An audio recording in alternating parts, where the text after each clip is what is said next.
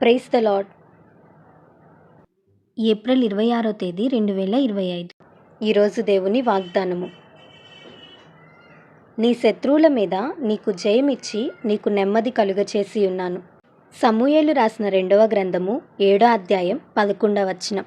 ఈ వాక్యం ద్వారా మనం తెలుసుకోవాల్సిన విషయం ఏంటంటే, ఈ ఉదయకాల సమయంలో దేవుడు మనకు జయమిస్తానని, నెమ్మదినిస్తానని వాగ్దానం చేస్తున్నారు.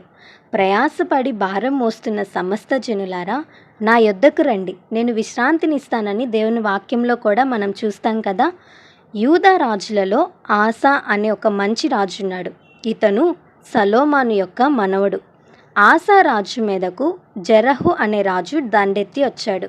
జెరహు సైన్యము 10 లక్షల మంది, కానీ ఆసా యొక్క సైన్యము కేవలం 5,80,000 మంది మాత్రమే.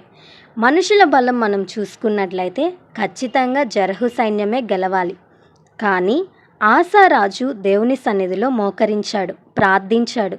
శత్రువుల మీద విజయం సాధించడానికి మా బలం అయితే సరిపోదు, మా జ్ఞానం అయితే సరిపోదు, నీవే మా పక్షముగా యుద్ధం చేయి ప్రభువా అని ప్రార్థించాడు. దేవాతి దేవుడు ఆసారాజు యొక్క ప్రార్థనను ఆలకించి గొప్ప విజయాన్ని దేవుడిచ్చాడు. కేవలం శత్రువుల మీద విజయం ఇవ్వటం మాత్రమే కాదు, వారికి నెమ్మదిని, మనశ్శాంతిని, ప్రశాంతతను దేవుడిచ్చారు. మన జీవితంలో కూడా జయించలేము అనుకున్న యుద్ధాలు చాలా ఉంటాయి కదా. లోకం మీద పోరాడలేక, శరీరం మీద పోరాడలేక, సాతాను మీద పోరాడలేక, మనకున్న వ్యాధుల మీద పోరాడలేక, ఆర్థిక సమస్యల మీద పోరాడలేక మనం ఎంతగానో మనశ్శాంతిని కోల్పోతూ ఉంటాం. అలాంటి సందర్భాలలో దేవునికి సమర్పించినప్పుడు గొప్ప కార్యాన్ని దేవుడు జరిగిస్తాడు. నీ పక్షముగా దేవుడే యుద్ధం చేస్తాడు.